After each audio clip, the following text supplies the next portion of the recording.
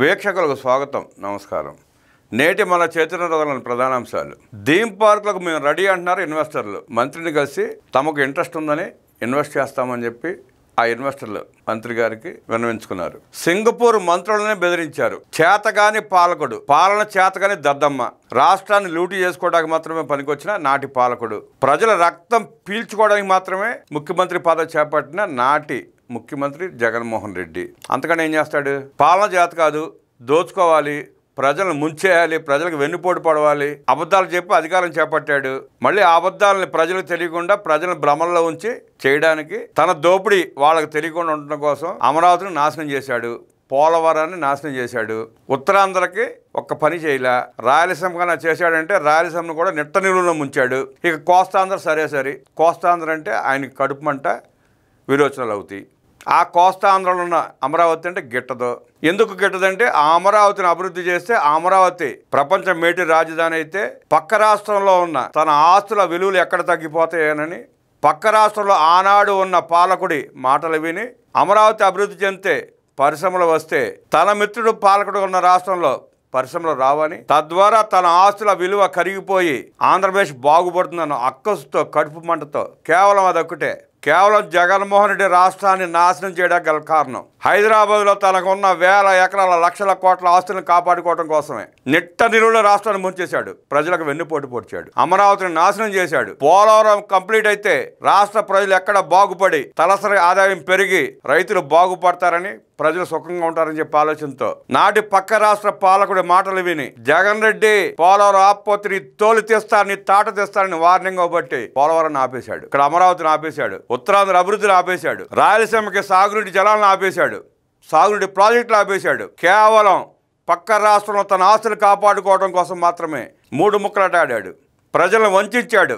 ప్రజల దృష్టి దారి మళ్లించాడు. దోచుకున్నంత దోచుకున్నాడు. తండ్రి హయాంలో 1,00,000 కోట్లు దోచుకుంటే తన హయాంలో 10-12 లక్షల కోట్ల రూపాయలు దోచుకున్నాడు. ఇవన్నీ, ఈ దోపిడీని, ఈ అరాచకాలని ప్రజల దృష్టి మళ్లించడానికే చంద్రబాబు గారి మీద కేసు పెట్టిన, రఘురామకృష్ణరాజు గారి మీద కేసు పెట్టి హింసించిన, కొల్లు రవీంద్ర మీద కేసు పెట్టిన, దేవినేని ఉమాగారి మీద కేసు పెట్టిన, అచ్చెన్నాయుడు గారి మీద కేసు పెట్టిన, ఇవన్నీ దాంట్లో భాగమే. సోషల్ మీడియా, పేపర్, ప్రధాన మీడియా అంతా దృష్టి మరణించి వాటి మీద ఫోకస్ పెడతా ఈలోపు మనం లూటీ చేసుకుందామనే ఉద్దేశంతో అలా అరాచకాలు చేశాడు.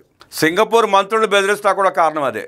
వాళ్ళ అవగాహన రద్దు కాకపోతే, వాళ్ళు ఈ రాష్ట్రం వదిలిపెట్టి పారిపోకపోతే అమరావతి కట్టాల్సి వస్తుందని అక్కసుతో వాళ్ళని హింసించాడు, ఇబ్బంది పెట్టాడు, పారిపోయేలా చేశాడు. అంత దుర్మార్గుడు జగన్మోహన్ రెడ్డి. సింగపూర్తో వైసీపీ వ్యవహారాన్ని మొన్న చంద్రబాబు నాయుడు గారు 5 రోజుల పర్యటనలో జరిగిన పరిణామాలని నిన్న మంత్రివర్గం భేటీలో వివరించారు ముఖ్యమంత్రి చంద్రబాబు. కేబినెట్ భేటీ అనంతరం చర్చలో ప్రస్తావన. విశాఖ పార్ట్నర్షిప్ సమ్మిట్కి వస్తున్నట్టు వెల్లడి. విశాఖ పార్ట్నర్షిప్ సమ్మిట్కి వస్తుంది సింగపూర్ ప్రభుత్వం. సింగపూర్ పారిశ్రామికతలు వస్తున్నారు. దీనే సాక్షులు ఏమి రాశాడంటే, మేము రామన్నారు, సింగపూర్ ఆంధ్రాకి రానందే, మేము పరిశ్రమ పెట్టమన్నారు అని చెప్పి సోది రాసుకొచ్చారు. దానికి కవరింగ్ ఏంటంటే, జగన్మోహన్ రెడ్డి వల్లే సింగపూర్ ప్రతినిధులు, సింగపూర్ ప్రభుత్వం, సింగపూర్ పారిశ్రామికతలు రాష్ట్రానికి రామంటున్నారని చెప్పి ప్రచారం చేయండి అని కేబినెట్ మీటింగ్ పెట్టి చంద్రబాబు గారు చెప్పారంట. ఆ సిగ్గులేని వక్రాక్షులు రాసిన వార్త అది. నయవంచకుడు, దుర్మార్గుడు, దుష్టపాలన చేసిన జగన్మోహన్ రెడ్డి గురించి రాయరు. ఆ జగన్మోహన్ రెడ్డి కవరింగటం కోసం చంద్రబాబు అలా ప్రచారం చేయమని చెప్పి ఒక వార్త సరిపెట్టారు. అంత దుర్మార్గులు. స్త్రీ శక్తి ప్రారంభంలో తప్పకుండా అందరూ ఉండాలని మంత్రివర్గ భేటీలో ఆదేశించారు ముఖ్యమంత్రి చంద్రబాబు. పాలనలో మరింత వేగం పెరగాలి, మంత్రులు దూకుడు పెంచాలని సీఎం సూచన. స్త్రీ శక్తికి కేబినెట్ ఓకే, నూతన బార్ పాలసీకి మంత్రిమండలి ఆమోదం, చేనేతలకు కూటమి ప్రభుత్వం వరాలు, సిఆర్డీఏ ప్రతిపాదనలకు లభించిన ఆమోదం, పెట్టుబడుల ఆకర్షణీయ లక్ష్యంగా భూ కేటాయింపులు, శ్రీకాకుళం కుప్పం రక్షిత మంచినీటికి నిధులు, 17 అంశాలను చర్చించి ఆమోదించిన కేబినెట్. సీఎం చంద్రబాబు అధ్యక్షతన 27వ ఈ కేబినెట్ భేటీ. వివరాలు వెల్లడించిన మంత్రి కొలుసు పార్థసారథి.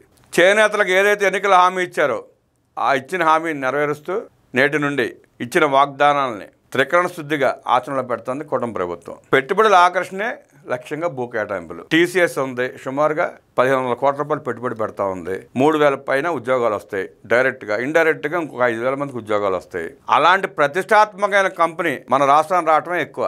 అది ఉత్తరాంధ్ర విశాఖపట్నంలో పెట్టాకి ఏర్పాటు చేశారు ముఖ్యమంత్రి చంద్రబాబు నాయుడు గారు, మంత్రి నారా లోకేష్ గారు. ఆ ఐటీ పరిశ్రమ వస్తే దానికి అనుబంధంగా బోర్డు ఐటీ కంపెనీ వచ్చే అవకాశం ఉంది.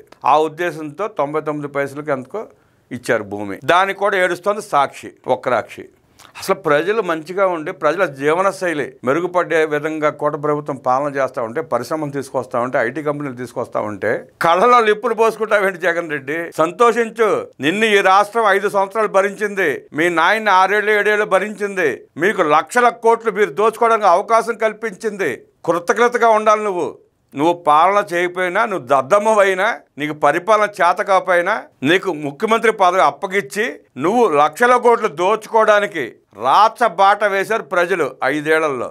అలాంటి ప్రజలు బాగుపడే పరిస్థితి వచ్చి సుఖంగా ఉంటా ఉంటే, జీవన ప్రమాణాలు మెరుగుపడే దిశగా కూట ప్రభుత్వం కృషి చేస్తూ ఉంటే ఏడుస్తావు ఎందుకు? ఎందుకు నీకు ఏడుపు? నీ పని అయిపోయింది కదా, దోచుకున్నావు కదా. ఇక నీ శాశ్వత నీ కార్యక్రమం ఏంటి? కేసులు, కోర్టులు, జైళ్లు, బెయిళ్లు. ఆ కార్యక్రమాలు చూసుకో. ఇంకా నీకు రాష్ట్రంతో ఏం పని? నీ టార్గెట్ 10 లక్షల కోట్లు 15 లక్షల కోట్లు పెట్టుకున్నావు, దోచేసావు, చక్కగా ఏర్పాటు చేసుకున్నావు, విదేశాలకు తరలించేసావు. ఇంకెందుకు నీకు బాధ? వదిలే, రాష్ట్రాన్ని వదిలే. శనిలాగా పట్టుకున్నావేంటని ప్రజలు నిలదీస్తున్నారు జగన్ రెడ్డి నిన్ను. మాకేంది కర్మ, జగన్మోహన్ రెడ్డి శనిలాగా మమ్మల్ని పట్టుకున్నాడు, వదిలిపెట్టడా అని చెప్పి రాష్ట్ర ప్రజలు గగ్గోలు పెడుతున్నారు. పేటీఎం గాడి చేత సీఎం అనిపించుకుంటే అవదో పని కాదు జగన్ రెడ్డి. ప్రజలు అనాలి, ప్రజలు ఒప్పుకోవాలి. నీలాంటి నరరూప రాక్షసుని తెచ్చుకుని పెట్టుకునే పరిస్థితి ఇంక ప్రజలు లేదు, ఓపిక లేదు. జగన్ ప్రభుత్వ అరాచక పాలనలో సింగపూర్ ప్రభుత్వం ఎంత భయపడిందో ముఖ్యమంత్రి చంద్రబాబు మాటల్లో మరోసారి అర్థమైంది. మంత్రివర్గ సమావేశంలో సింగపూర్ పర్యటన విశేషాలను చర్చించిన చంద్రబాబు జగన్ ప్రభుత్వ నిర్వాహకం కారణంగా సింగపూర్లో ఎదురైన పరిణామాలను ప్రస్తావించారు. ఏపీపై సింగపూర్కు సడలిన నమ్మకాన్ని పునరుద్ధరించేందుకు చాలా కష్టపడాల్సి వచ్చిందని మంత్రులకు స్పష్టం చేశారు. మంత్రివర్గ సమావేశం అనంతరం రాజకీయ అంశాలను చర్చిస్తూ విశాఖ పెట్టుబడుల సదస్సుకు వచ్చేందుకు సింగపూర్ ప్రభుత్వం అంత తేలికగా అంగీకరించలేదన్నారు. వైకాపా హయాంలో సింగపూర్ వెళ్లి మరీ అక్కడ మంత్రులను బెదిరించారని ఆగ్రహం వ్యక్తం చేశారు. వైకాపా వ్యవహారంతో ఏపీ పట్ల సింగపూర్ విశ్వసనీయతను కోల్పోయిందని, మాజీ సీఎం వైఎస్ జగన్ దెబ్బకు సింగపూర్ వాళ్ళు ఎట్టి పరిస్థితుల్లో ఏపీకి వచ్చేది లేదన్నారని అన్నారు. వైసీపీ ప్రభుత్వ హయాంలో ఆ దేశానికి వెళ్లి మరీ సింగపూర్ మంత్రులను బెదిరించిన ఘట్టం తన దృష్టికి వచ్చిందని చంద్రబాబు మంత్రులతో చర్చలో ప్రస్తావించారు.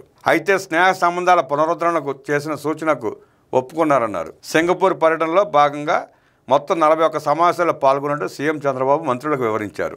నేతన్న లోగిట్లో చంద్రన్న కాంతులు. ఎన్నికల హామీ నెరవేర్చిన చంద్రబాబు నేడు కొత్త పథకాలకు శ్రీకారం.